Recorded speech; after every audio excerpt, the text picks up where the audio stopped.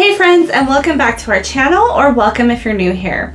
In this video, we're going to talk about the 10 things you need to do if you're planning on visiting Utah this fall. Utah is all about outdoor adventures and incredible views, especially when the leaves start to change. So today we're going to be breaking down the top 10 things to do in Utah this fall. Whether you're into hiking, sipping cider, or just looking for that perfect Instagram shot, we've definitely got you guys covered.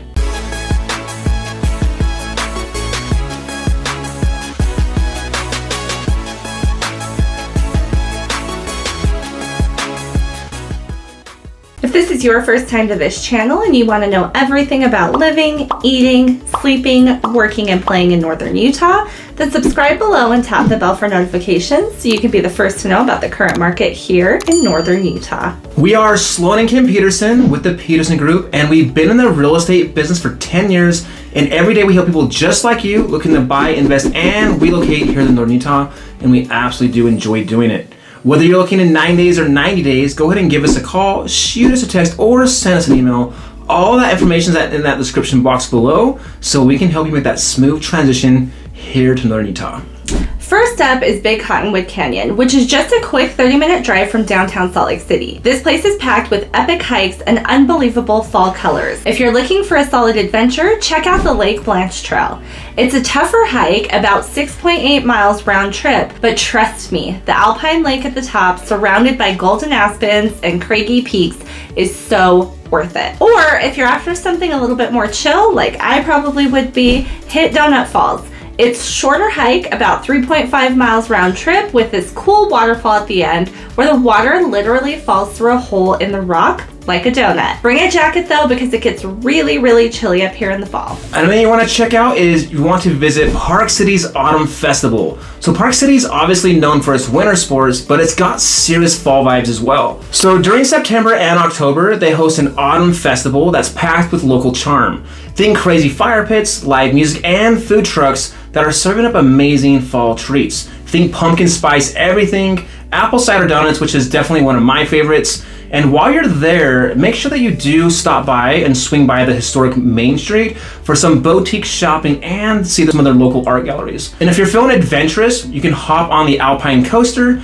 It's a roller coaster that zips through the fall-colored trees and the mountainside. Trust me, you're never gonna wanna leave after you spend a weekend in Park City.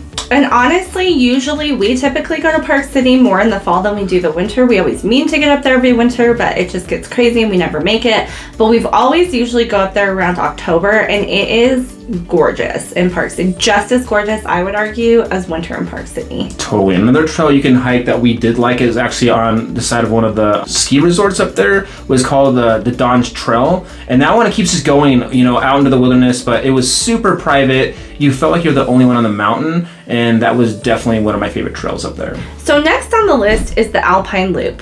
This 20-mile scenic drive takes you through some of the most breathtaking fall scenery in Utah. You'll be cruising through groves of aspens, cottonwoods, and maples, all lighting up the mountain with shades of gold, orange, and red. It's perfect if you want to take a break from hiking, but still soak in the scenery. Along the drive, you'll get views of Mount Timpanogos, which looks especially majestic with the fall colors as a backdrop. There are also a few pull-offs where you can park, snap some photos, and even have a picnic. One spot to check out is Cascade Springs. It's an easy walk through a series of small waterfalls and ponds, all surrounded by the fall foliage. Bonus, it's perfect for families with kids. And we actually just had a friend who had moved here from out of state talk about doing that, so it's definitely one that people hear about. Another thing you can check out is to obviously explore the Zion National Park. So Zion National Park is already, of course, a bucket list spot, but in the fall, it's a whole different vibe. With cooler temps and smaller crowds, it's definitely the perfect time to hit some of the park's best trails. If you're into an adrenaline rush, then you'll probably want to hike Angel's Landing. It's definitely not for the faint of heart though. It does actually have a chain that you have to grab as you're walking up to the steep peaks, and you have cliffs dropping on each side of you. So I did that when I was a kid. It's definitely, I'm scared of heights, obviously, if you've watched my other videos. So it's definitely not one I would consider doing in the future, but it's definitely some people that I talk to, it's their favorite hike in their whole life, right? But just something to note, the last few years, you do have to have a permit to hike it. So if you are traveling traveling to Zion, make sure that you don't get disappointed when you get there and realize that you're not going to be able to hike it because you didn't get a permit. So you can get the permits online. So just check out, the Zion National Park website, and you can apply for a permit there. When you are up there though, you're gonna feel like you're on top of the world, especially in the fall with the colors popping in the valley below. If you want something a little less intense though, but equally stunning, you'll definitely wanna check out the Narrows. You're gonna wade through the Virgin River between towering canyon walls, and then of course the red walk against the fall foliage is something like straight out of a painting. Pro tip, if you actually wanna rent some neoprene socks and boots in town so you can comfortably hike through that chilly water, and you're gonna want a hiking stick as well, because sometimes the water does get up to about waist deep, and it's just hard to trek through water for a few miles and miles on end. So definitely something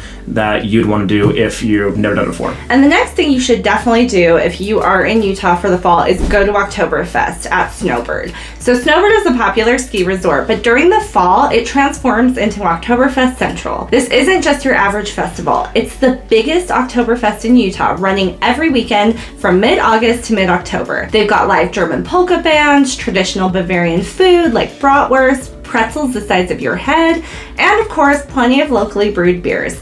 Even if beer's not your thing, there's a ton to do. Think family-friendly activities like face painting, an alpine slide, and tram rides up the mountain for stunning views of the fall foliage. You even can grab a warm spiced cider if you're feeling cozy. Another thing you want to check out is to take a ghost tour in Salt Lake City. For a spooky fall activity, check out the ghost tours in downtown Salt Lake City. These guided tours take you through the darker side of Salt Lake City's history with stories of haunted hotels, old pioneer buildings, and even a notorious unsolved mysteries. One of the creepiest stops probably though is the Capitol Theater, which is rumored to be haunted by the ghost of a construction worker who died there. The stories will definitely give you goosebumps, especially when you're standing in front of the eerie old buildings at nighttime. Whether you're a believer or you're just curious, it's a super fun and spooky way to experience the city. I would love to do it. Some would not like to do it, but I would love to do a ghost tour. It's like I like some spooky things, but hauntings, possessions, ghosts, kind of not my thing, but maybe I'll entertain it for Kim.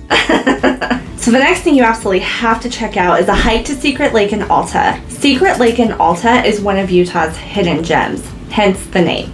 This hike is short, only about 1.5 miles each way, but it's packed with jaw-dropping views. The trail takes you through colorful aspen groves, and once you get to the lake, you'll be surrounded by towering peaks with splashes of fall color. The lake itself is this tranquil, glassy blue, and it's a great spot to relax or have a picnic. Pro tip: go early in the morning or later in the afternoon to avoid the crowds and catch the best light for photos.